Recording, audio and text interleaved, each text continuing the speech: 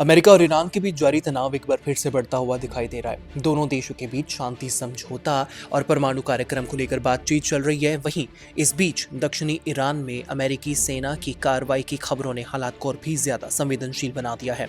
अमेरिकी सेना ने दावा किया है कि उसने आत्मरक्षा के तहत दक्षिणी ईरान में सैन्य कार्रवाई की है।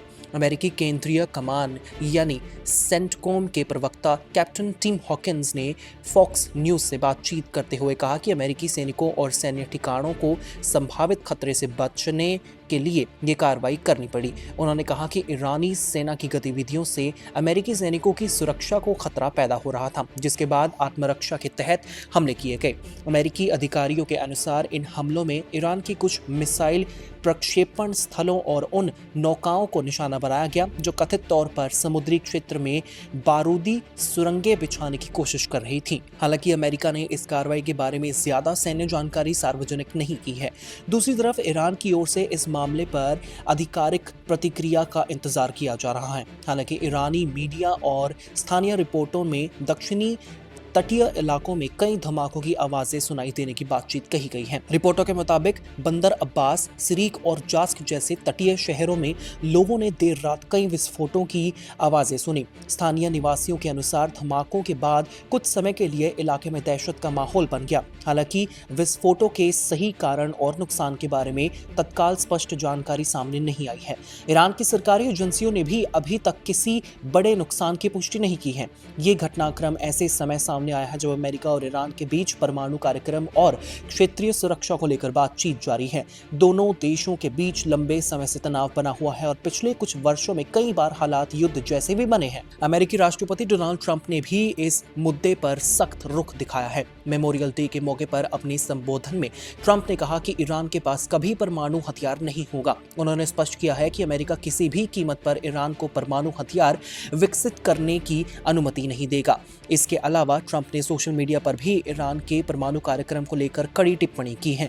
उन्होंने कहा कि ईरान के संवर्धित यूरेनियम को या तो तुरंत अमेरिका को सौंप देना चाहिए ताकि उसे नष्ट किया जा सके या फिर अंतर्राष्ट्रीय निगरानी में उसे वहीं खत्म किया जाए। ट्रंप ने यह भी कहा है कि इस पूरी प्रक्रिया के दौरान परमाणु ऊर्जा आयोग या किसी अंतर्राष्ट्रीय संस्था की मौजूदगी जरूरी होनी चाहिए ताकि पूरे कार्रवाई पारदर्शी तरीके के साथ हो सके। अमेरिका का कहना यह है कि ईरान के परमाणु कार्यक्रम से क्षेत्रीय और वैश्विक सुरक्षा को गंभीर खतरा हो सकता है। दरअसल अमेरिका और पश्चिमी देशों को लंबे समय से आशंका रही है कि ईरान अपने परमाणु कार्यक्रम का इस्तेमाल हथियार विकसित करने के लिए कर सकता है। हालांकि ईरान हमेशा ये कहता रहा है कि उसका परमाणु कार्यक्रम केवल ऊर्जा और वैज्ञानिक उद्देश्यों के लिए है।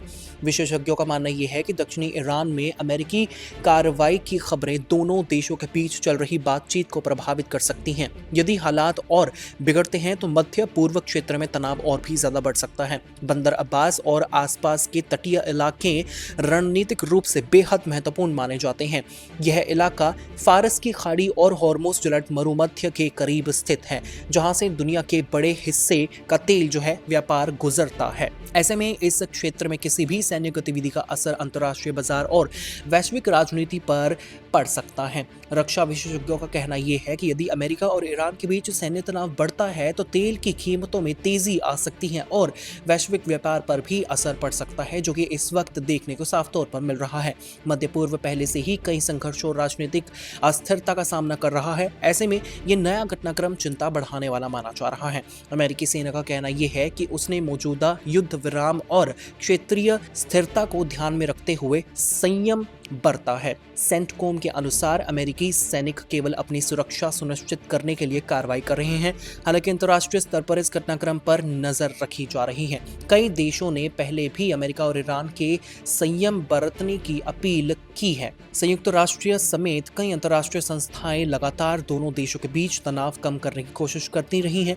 विशेषज्ञों के मुताबिक वर्तमान स्थिति बेहद संवेदनशील है और क्योंकि एक तरफ बातचीत जारी है और दूसरी तरफ सैन्य कार्रवाई की खबरें सामने सामने आ रही हैं। ऐसे हालात में किसी भी गलतफहमी या फिर आक्रमण कदम से स्थिति तेजी से बिगड़ सकती है। ईरान और अमेरिका के बीच संबंध पिछले कई दशकों से तनावपूर्ण रहे हैं। परमाणु समझौते, आर्थिक प्रतिबंध, क्षेत्रीय संघर्ष और सैन्य गतिविधियां दोनों देशों के रिश्तों में लगातार तनाव पैदा करती रही हैं। हालांकि कई बार बातचीत और कूटनीतिक प्रयासी के जरिए तनाव कम करने की कोशिश भी हुई है।